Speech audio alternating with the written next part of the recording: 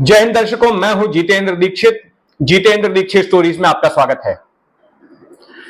दर्शकों, महाराष्ट्र में कांग्रेस इस वक्त अपने सबसे बुरे दौर से गुजर रही है, या फिर यह कहें कि महाराष्ट्र में कांग्रेस अपने अस्तित्व के लिए जूझ रही है, अपना अस्तित्व बचाने के लिए, अपने आप को जिंदा रखने के लिए संघर्ष कर रही है। और जो संकेत मिल रहे हैं उसके मुताबिक जल्द ही कांग्रेस में भी एक बड़ी बगावत हो सकती है। अशोक चौहान ने हाल ही में जो कांग्रेस से इस्तीफा दिया वो सिर्फ एक शुरुआत भर है, और जल्द ही कांग्रेस से कई और बड़े नाम नमस्ते कर सकते हैं और विरोधी पार्टियों में, विरोधी खेमे की पार्टियों में जाकर शामिल हो सकते हैं। अशोक चौहान 2 बार मुख्यमंत्री रहे, उनके फादर भी मुख्यमंत्री थे, होम मिनिस्टर थे, बड़े बड़े ओहदे पर रहे।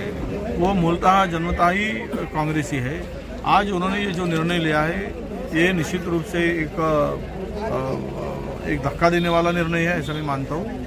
और वजह तो स्पष्ट रूप से ना उन्होंने स्पष्ट किया है, कभी ना पार्टी के प्लेटफॉर्म पे उन्होंने कभी नाराज़गी व्यक्त नहीं की जाहिर रूप से। तो अब पता क्या लगाए कि क्यों गए, क्यों जा रहे।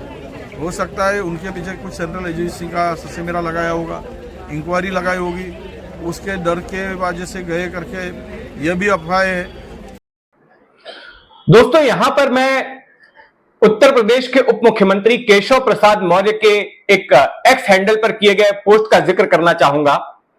उस पोस्ट में उन्होंने कहा कि राहुल गांधी इस वक्त भारत न्याय यात्रा पर निकले हैं, लेकिन जब तक कि उनकी ये न्याय यात्रा महाराष्ट्र में पहुंचेगी, महाराष्ट्र में कोई दिग्गज कांग्रेसी नेता उनके स्वागत के लिए नहीं बचेगा। और मुझे लगता है कि जिस तरह के संकेत मिल रहे हैं, जिस तरह के अंडरकरंट्स यहां के सियासी हलकों में ऑब्जर्व किए जा रहे हैं, उसको देखते हुए उनकी बात सच नजर आ रही है। अशोक चौहान तो गए ही, लेकिन उनके पीछे पीछे और भी कई नाम हैं जो कि कांग्रेस छोड़ने वाले हैं। और उनसे पहले को देखें, मिलिंद देवड़ा। पिछले महीने कांग्रेस के एक दिग्गज नेता मिलिंद देवड़ा ने अपनी पार्टी छोड़ दी और उन्होंने ज्वाइन कर ली शिंदे सेना को, एकनाथ शिंदे वाली शिवसेना को। मिलिंद देवड़ा का जाना महाराष्ट्र में कांग्रेस के लिए एक बहुत बड़ा झटका था। मिलिंद देवड़ा मुंबई कांग्रेस के अध्यक्ष थे, 2 बार कांग्रेस के सांसद रह चुके थे, साल 2004 और 2009 में। 2014 और 19 में भी उन्होंने चुनाव लड़ा था, लेकिन हार गए थे। उनके पिता मुरली देवड़ा 5 बार दक्षिण मुंबई की सीट से सांसद रहे। मिलिंद देवड़ा फिर से एक बार इसी लोकसभा सीट से चुनाव लड़ना चाहते थे, लेकिन उन्हें संकेत मिल गया था कि महाविकास आघाड़ी में जो सीटों का बंटवारा हो रहा है, ऐसे में दक्षिण मुंबई की सीट उद्धव ठाकरे वाली शिवसेना के पास जा सकती है। और इसी वजह से उन्हें अपना सियासी भविष्य खतरे में नजर आया और उन्होंने पार्टी छोड़ दी। मिलिंद देवड़ा के बाद 4 दिनों पहले एक और झटका लगा, जब बाबा सिद्दीकी, मुंबई में कांग्रेस का एक अल्पसंख्यक चेहरा, उन्होंने भी पार्टी को नमस्ते कर दिया।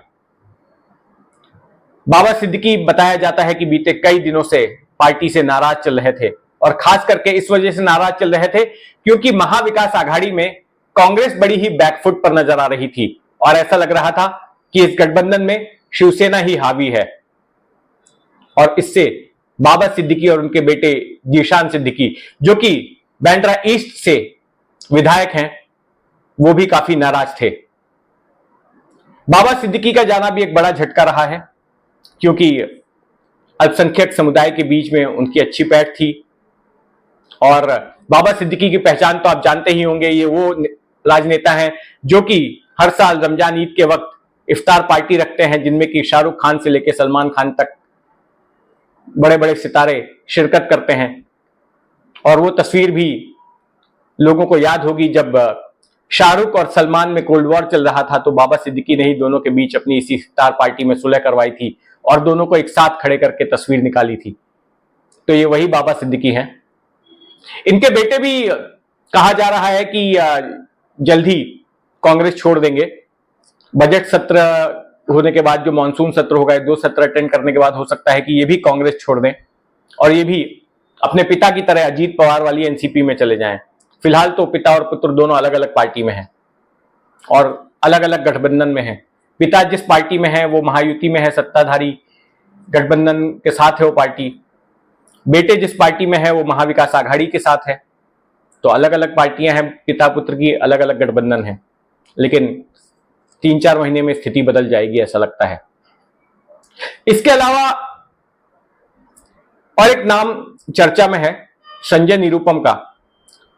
संजय निरुपम जिस तरह से मिलिंद देवड़ा दक्षिण मुंबई से चुनाव लड़ना चाहते थे, उसी तरह से संजय निरुपम उत्तर पश्चिम मुंबई से चुनाव लड़ना चाहते हैं, उस सीट से चुनाव लड़ना चाहते हैं।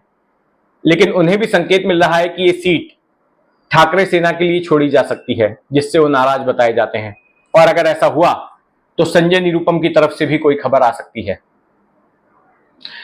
लेकिन इनके अलावा भी महाराष्ट्र के अलग अलग हिस्सों से जो खबरें आ रही हैं, ये पता चल रहा है कि जो अशोक चव्हाण के लॉयलिस्ट हैं वो पार्टी छोड़ने की तैयारी में हैं और बीजेपी और अजीत पवार वाली एनसीपी के साथ उनकी बातचीत चल रही है। अब से महीने भर पहले तक जब महाविकास आघाड़ी में सीटों के बंटवारे को लेकर बातचीत चल रही थी, तो कांग्रेस के नेताओं ने शिवसेना और एनसीपी पर तंज कसा था और कहा था कि देखिए, आपकी पार्टी में तो बगावत हो गई, आपकी पार्टियां तो दो फाड़ हो गई, लेकिन वो कांग्रेस ही है जिसने कि अपने कुनबे को एक साथ रखा। कांग्रेस के सभी नेता वफादार निकले, किसी ने भी बगावत नहीं की। लेकिन अब देखिए कांग्रेस में क्या हो रहा है। संजय राउत ने तो एक्स पर पोस्ट में यह कह दिया कि जिस तरह से एकनाथ शिंदे ने जाने के बाद शिवसेना के सिंबल धनुष बाण पर दावा कर दिया और अजीत पवार ने जिस तरह से जाने के बाद घड़ी एनसीपी के सिंबल पर दावा कर दिया, तो अब क्या अशोक चव्हाण भी हाथ के पंजे पर दावा करने वाले हैं? तो स्थिति ऐसी हो गई है। वैसे यहां पर मैं आपको बता दूं कि कांग्रेस की स्थिति साल 2014 से ही लगातार बद से बदतर हो रही है। साल 2014 में जो विधानसभा के चुनाव हुए थे, तो उन चुनावों में कांग्रेस तीसरी नंबर की पार्टी बनी थी 42 सीटों के साथ। सोचिए, वो कांग्रेस जो कि कभी अपने बलबूते पर महाराष्ट्र में सत्ता पर रही, कई बार पहले नंबर की पार्टी हुआ करती थी, वो तीसरे नंबर पर लुढ़क गई। और जो चौथे नंबर की पार्टी थी एनसीपी, जिसका जन्म ही कांग्रेस से हुआ था, वो सिर्फ एक सीट पीछे थी 41 सीटों के साथ। लेकिन उसके अगले चुनाव में तो एनसीपी ने कांग्रेस को ही पछाड़ दिया। 2019 में कांग्रेस तीसरे नंबर पर पहुंच गई 54 सीटों के साथ और कांग्रेस 10 सीट पीछे 44 पर लुढ़क गई। चौथी बड़ी पार्टी बनी कांग्रेस। तो यह हाल हो गया कांग्रेस का। अगर लोकसभा की बात करें तो लोकसभा में भी बड़ी ही शर्मनाक स्थिति रही कांग्रेस की। बीते लोकसभा चुनाव में कांग्रेस को सिर्फ एक ही सीट पर जीत हासिल हुई महाराष्ट्र में। 48 सीटों में से सिर्फ एक सीट, उससे ज्यादा सीटें तो एनसीपी ले आई, 5 सीटें।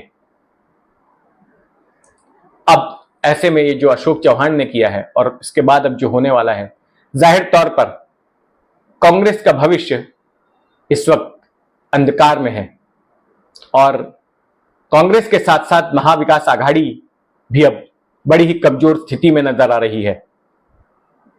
और ऐसा लगता है कि बीजेपी का जो सपना है विपक्ष मुक्त महाराष्ट्र का, शायद वो सही हो जाएगा अगर इसी तरह से विपक्ष टूटता रहा, विपक्ष के नेता सत्ताधारी पार्टियों के साथ जुड़ते रहे तो खैर, महाराष्ट्र की सियासत में जो कुछ भी होगा उस पर हमारी नजर बनी रहेगी। आप भी अपनी नजर बनाए रखें जितेंद्र दीक्षित स्टोरीज पर। इस खबर पर आपकी क्या राय है कमेंट बॉक्स में जरूर लिखें और अगर आपने अब तक इस चैनल को सब्सक्राइब नहीं किया है तो सब्सक्राइब कर लें। जय हिंद।